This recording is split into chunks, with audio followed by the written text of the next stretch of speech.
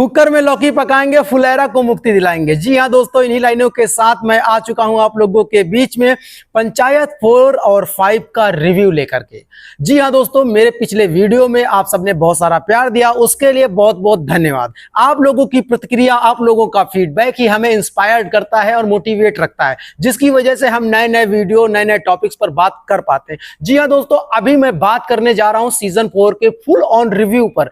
इस सीजन से हमको ऐसे क्या क्लूज मिले हैं जिनसे हम सीजन 5 की कहानी का अंदाजा लगा सकते हैं। तो दोस्तों, अगर मैं क्लू नंबर 1 की बात करूं तो आप सबने देखा होगा, जब वन राकस चुनाव के रिजल्ट को लेकर के डिसअपॉइंटेड रहता है और वो विधायक जी के घर जाता है और विधायक जी से कहता है कि वह श्योर नहीं है कि चुनाव में उसकी जीत होगी ही होगी।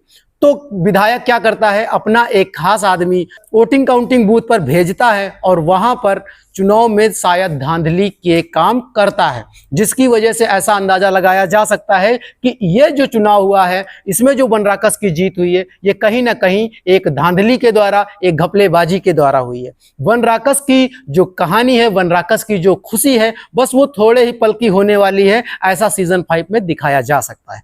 जी हाँ दोस्तों, तो आप सबने देखा होगा, चुनाव रिजल्ट की घोषणा बाद में होती है, लेकिन वन राकस को रिजल्ट पहले ही मालूम चल जाता है, जबकि वो विधायक के बंगले पर रहता है और वहां से वो फोन करता है विनोद को। तो हो न हो, कहीं ना कहीं विधायक की ये चालबाजी, घपलेबाजी की ओर इशारा करता है। तो इसी से हम अंदाजा लगा सकते हैं सीजन 5 की कहानी कैसे होने वाली है। तो दोस्तों, पंचायत के मेकर्स ने खुद ये घोषणा की थी कि पंचायत का सीजन 5 इसका आखिरी सीजन होगा। तो कहानी जिस तरीके से शुरू हुई थी, उसी तरीके से कहानी एंड भी हो सकती है। जैसा कि सचिव जी गांव में प्रवेश करते हैं, वहां से कहानी की शुरुआत हुई थी, तो सचिव जी के जाने पर कहानी एंड भी हो सकती है। तो पूरी कहानी का सार, पूरी कहानी का निचोड़ मैं आप लोगों के समक्ष प्रस्तुत करने जा रहा हूं। तैयार रहिए आप लोग, अपनी कुर्सी की पेटी बांध लीजिए। एक शानदार कहानी सीजन 5 की मैं आप लोगों के समक्ष प्रस्तुत करने जा रहा हूं।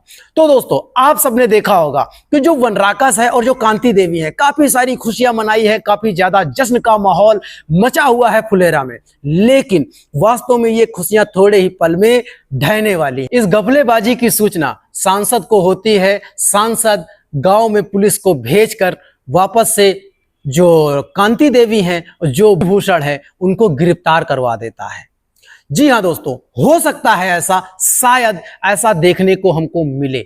उसके साथ साथ शायद रिकाउंटिंग भी हो सकती है। रिकाउंटिंग के बाद वापस से मंजू देवी प्रधान बन सकती हैं। साथ ही साथ जो भूषण है, साथ ही साथ जो कांति देवी है, इनको जेल भी भेज दिया जा सकता है। लेकिन वास्तव में विधायक अपनी पावर के दम पे, अपने बाहुबल के दम पर इन दोनों को छुड़वा देता है। इससे वन राकस की काफी सारी इमेज खराब हो जाती है, कांति देवी की इमेज काफी ज्यादा प्रभावित हो जाती है, विनोद और माधव काफी ज्यादा डिसअपॉइंटेड हो जाते हैं। इसी वजह से कहानी आगे फिर बढ़ती है। जी हाँ दोस्तों, अब वास्तव में जो वन राकस है, उसको बदला लेना है अपनी इस बेइज्जती का, क्योंकि जो 2 पल की खुशी उसे मिली थी, उस खुशी में फिर से सांसद ने विघ्न डाल दिया है। दोस्तों, कहानी आगे बढ़ती है। आप सबने देखा होगा, सीजन 4 में प्रहलाद चाचा को विधायक के लिए उम्मीदवार बनाया जाता है। तो शायद कहीं ना कहीं विधायक पद के लिए प्रहलाद चाचा अपना नामांकन करवा सकते हैं। लेकिन यहां पर कहानी में आ सकता है ट्विस्ट, क्योंकि विधायक की छवि, जो विधायक हमारा है चंद्रकिशोर, उसकी छवि इतनी ज्यादा धूमिल हो गई है कि उसको कोई भी पार्टी वोट देने के लिए तैयार नहीं है। लेकिन वो राजनेता है, उसको पॉलिटिक्स आता है, उसको पॉलिटिक्स मालूम है। तो वास्तव में वो क्या कर सकता है, अपनी बेटी को चुनाव में खड़ा कर सकता है। इधर प्रहलाद चाचा पर ये एलिगेशन लगाया जाता है कि वो अपने शहीद बेटे का राजनीतिक फायदा लेने के लिए चुनाव में खड़े हुए हैं। तो कहीं ना कहीं इधर से प्रहलाद चाचा रिंकी को दावेदार बना सकते हैं। आप सबने देखा होगा, रिंकी और विधायक की बेटी के बीच में रेस्टोरेंट में जो युद्ध होने वाला था, जो रुक गया था, वो कहीं ना कहीं फिर से हो सकता है चुनावी दंगल के माध्यम से। उसी के साथ कहानी को अगर आगे बढ़ाया जाएगा तो विकास बहू को बच्चा होने वाला था। आप सबने सीजन 4 में देखा होगा। तो बिगास बहू को सीजन 5 में बच्चा हो सकता है, फुलेरा में किलकारियां गूंज सकती हैं।